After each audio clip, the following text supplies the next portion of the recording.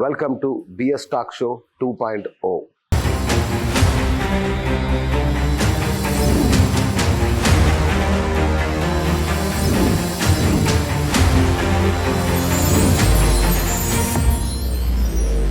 అంటే ఇక్కడ ఒక్కసారి దర్శనం చేసుకొని దీని చుట్టూ తిరిగితే నవనారసింహుల దర్శనం కలుగుతుంది మాట నేను విన్నాను. అంటే ఇక్కడ పుణ్యం లభిస్తుంది.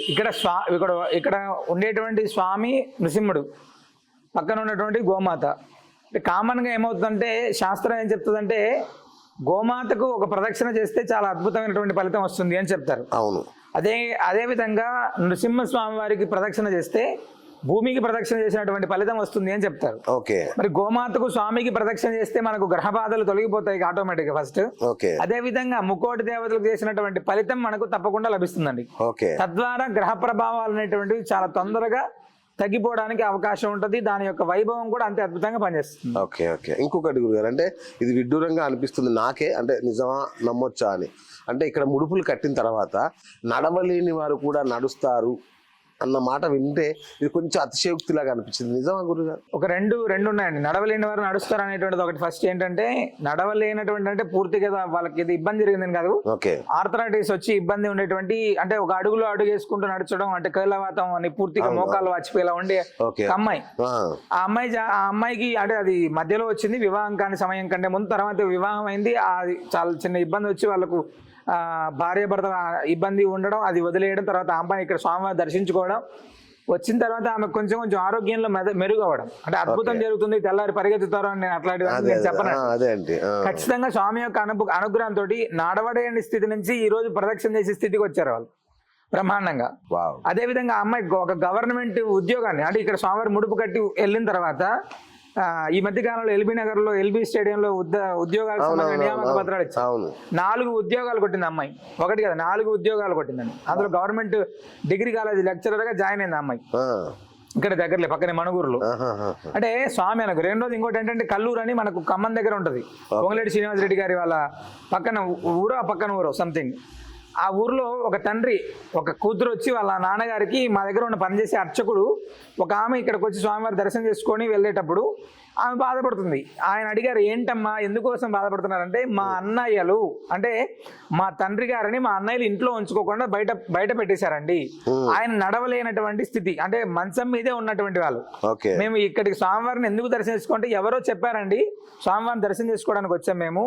కనీసం ఆయన మంచంలో నుంచి లేచి ఆయన పనులు చేసుకో, కనీసం ఆయన పనులు చేసుకోవడానికి నడిస్తే కొంచెమైనా మాకు సహాయంగా ఉంటుంది అని చెప్పి ఆయన దర్శనం చేసుకుని ముడుపు కట్టుకొని తీర్థం తీసుకొని వెళ్ళారండి.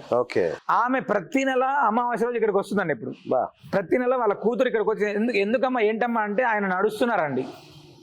మంచానికే పరిమితమైనటువంటి వ్యక్తి సరే డాక్టర్కి సంబంధించినటువంటి మెడిసిన్ వాడుతున్నారు, ఇక్కడ నుంచి తీసుకెళ్ళిన తీర్థం వాడుతున్నారు, భగవద్ అనుగ్రహం అనేటువంటిది ఉంది. నెలల తరబడి మంచంలో ఉన్నటువంటి వ్యక్తి నడుస్తున్నారు, కొంచెం ఆయన పని ఆయన చేసుకుంటున్నారు. వీళ్లకు అసౌకర్యం కలిగించుకోకుండా ఉన్నారు ఆయన. అంటే భగవంతుడు అనేటువంటి వాడు మనం అడిగిన ధర్మబద్ధమైనటువంటి కోరిక. అది మంచంలో ఉన్నటువంటి వాడు లేయడం అనేటువంటిది మంచిదే కదా, మంచి సంకల్పమే. ధర్మబద్ధంగా ఉంటే తప్పకుండా అవుతుంది. ఇందులో అతిశయోక్తియో లేకపోతే విడ్డూరమో కాదండి. రైట్. అట్లాగే అంటే ఇంకా విన్నాను, అంటే సంతానం కలుగుతుంది ఇక్కడ వచ్చి ముడుపు కడితే, తర్వాత ఉన్నత ఉద్యోగం వస్తుంది, ఉన్నత విదేశీ విద్య ప్రాప్తిస్తుంది, ఇట్లాంటివి కూడా విన్నాను. అంటే ఏ రోజు కట్టాలి అనేది ఏదన్నా ఒక నియమం ఉందా గురుగారు? 365 రోజులు ముడుపు కట్టడానికి రోజు అవకాశం ఉందండి. ఓకే. ప్రతినిత్యం కూడా స్వామివారికి ఉదయం ప్రాతకాలంలో సుప్రభాతం అయినప్పటి నుంచి రాత్రి 8 గంటల దాకా ప్రతినిత్యం కూడా స్వామివారి దర్శనానికి వచ్చేటువంటి భక్తులు ఇక్కడ ముందుగా దీపాన్ని వెలిగించేసి స్వామివారికి ముడుపు కట్టడం ఒకటి. మంగళవారం అనేటువంటిది స్వామి ఆవిర్భావించినటువంటి, అంటే స్వామివారు రంగాచార్య స్వామివారికి ఇచ్చినటువంటి రోజు మంగళవారం. ఈ మంగళవారం సందర్భంగా ప్రతి మంగళవారం స్వామివారికి ఉదయం 8:30 గంటలకు విశేషమైనటువంటి అభిషేకం ఉంటుందండి.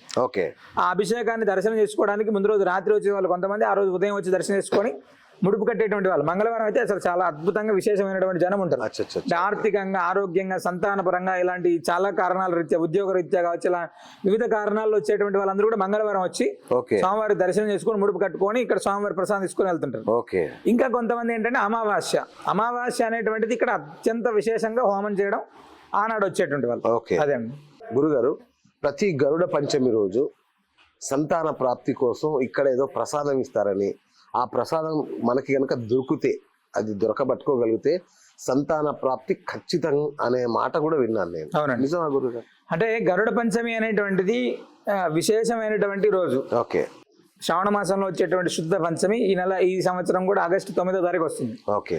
గరుడ పంచమి రోజు అసలు ఎందుకు ఈ సంతానం కోసం ప్రత్యేకంగా హోమం చేయడం, ప్రత్యేకమైనటువంటి ప్రసాదాన్ని ఇస్తారంటే, చాలా మందికి సంతానానికి సంబంధించినటువంటి ఇబ్బందులు ఎందుకు వస్తాయి అంటే సర్పదోషాల ప్రభావాల వల్ల, ఓకే, లేదా అంటే జాతకరీత్యా ఉండేటువంటి గ్రహ ప్రభావాల వల్ల, పితృదేవతల యొక్క అనుగ్రహం, పితృదోషాల యొక్క ప్రభావం వల్ల సంతానం అనేటువంటిది లేట్ అవుతుంది. చాలా మందికి గర్భం నిలబడకపోవడం, లేదా కౌంట్ లేకపోవడం, ఏదో వివిధ రకాలైనటువంటి సమస్యలు కుటుంబంలో ఉంటాయండి. దానికి గాను అవన్నీ కూడా సమస్యపోవాలంటే గరుత్మంతుడి ఆరాధన, గరుత్మంతుడి ఆరాధన, వైనతేయుడి యొక్క పరిపూర్ణ అనుగ్రహంతో మనం ఎప్పుడైతే హోమం చేస్తామో ఆనాడు విశేషమైనటువంటి హోమం చేస్తాం మనం. అంటే గరుత్మంతుడికి సంబంధించినటువంటి వైనతేయ హోమం, సర్పదోష నివారణ కోసం ప్రత్యేకమైనటువంటి హోమం జరుగుతుందండి. ఆ హోమం చేసిన తర్వాత స్వామికి అంటే గరుత్మంతుడికి క్షీరాన్నం అనేటువంటి చాలా విశేషమైనటువంటి ప్రసాదం. ఆ ప్రసాదాన్ని నివేదన చేసి వచ్చినటువంటి భక్తులందరికీ కూడా సంతానానికి మనం ప్రసాదం ఇవ్వడం జరుగుతుంది ఖచ్చితంగా. ఆనాడు ఇక్కడ ఎవరైతే దర్శనం చేసుకొని ఆ హోమంలో పాల్గొని ప్రసాదం తీసుకుంటారో తప్పనిసరిగా సంతానం అందుతుంది.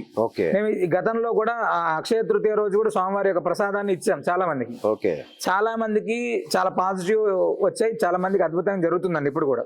అది గరుడ పంచమి రోజు ఇంకా అవకాశం ఉన్నటువంటి వాళ్ళు తప్పకుండా ఆ రోజు వస్తే ఇంకా మంచిది. అద్భుతం, అద్భుతం. అట్లాగే గురుగారు అమావాస్య రోజు మామూలుగా అందరు క్షుద్ర పూజలు చేస్తారు, మీరేం చేస్తారు నాకు తెలియదు కానీ అందరూ క్షుద్ర పూజలు అంటారు. అమావాస్య అర్ధరాత్రి మనం విన్నదే. అక్కడనే ఆ రోజు ఈ యొక్క కల్పవృక్ష నరసింహ క్షేత్రంలో అత్యంత విశేషమైన వైభవోపేతమైన పూజలు జరుగుతాయని విన్నాను. ఏంటి గురుజీ అది? అమావాస్య రోజు ఇక్కడ ఇసుకేస్తే రాలరండి. చుట్టుపక్కల ఎక్కడ కూడా కారు బండి పెట్టడానికి కూడా స్థలం ఉండదు.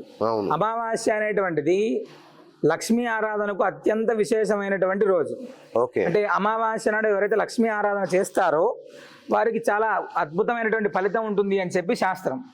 మనకి ఇక్కడ స్వామివారికి ఏంటంటే మనకు 28, 30 రోజులు కట్టేటువంటి ముడుపులన్నీ కూడా, ఆ ముడుపులన్నింటినీ కూడా చతుర్దశి రోజు దాన్ని అన్ని కూడా విప్పేసి అమావాస్య రోజు ఆ అమావాస్య రోజు జరిగేటువంటి హోమంలో ఈ కొబ్బరికాయలన్నీ ఆ హోమంలో వేయడం జరుగుతుందండి. ఆ ముడుపులు కట్టినటువంటి వాళ్ళు చాలా మంది దర్శనానికి రావడం ఒకటి, లక్ష్మీ హోమంలో పాల్గొనడానికి. అంటే ప్రతి అమావాస్య రోజు మనం ఏం చేస్తామంటే అపమృత్యు దోషాలు పోవాలని ఆయుష్ హోమం చేస్తామండి. సకల గ్రహ దోష నివారణ హోమం చేస్తాం. అదేవిధంగా సుదర్శన హోమం చేస్తాం, శ్రీ మహాలక్ష్మి హోమం చేస్తాం. ఈ యొక్క నృసింహ రక్ష అనేటువంటిది ఆనాడు మనం తయారు చేసి వచ్చినటువంటి భక్తులందరికీ కూడా ఇవ్వడం జరుగుతుంది. అందుకోసమని అమావాస్య అనేటువంటిది రోజు ఇక్కడ విశేషమైనటువంటి పూజ, స్వామి విశేష అనుగ్రహాన్ని కలిగి ఉంటాడు. నార్మల్ గానే విశేషంగా అద్భుతంగా స్వామివారి ప్రతినిత్యం వచ్చేటువంటి భక్తులకు ఎలా అయితే అనుగ్రహిస్తుంటాడో, ఇన్ని క్రతువులు అన్ని జరిగినప్పుడు స్వామి యొక్క అనుగ్రహం అనేటువంటిది ఇంకా ఎక్కువ మందికి దొరుకుతుంటుందండి. అట్లా ఇంకోటి విన్నాను గురుగారు. Thank you so much. So కింద నెంబర్ ఇస్తున్నాను గురువు గారిది, అలాగే అకౌంట్ నెంబర్ ఇస్తున్నాను. మీకు తోచినంత విరాళాలు సహాయం చేయండి. ఖచ్చితంగా అది మంచి కార్యం కోసం, భగవత్ కార్యం కోసం వినియోగించబడుతుంది. నేను నమ్మాను, మీరు నమ్మొచ్చు. సో ఇది ఇవాల్టి బిఎస్ టాక్ షో 2.0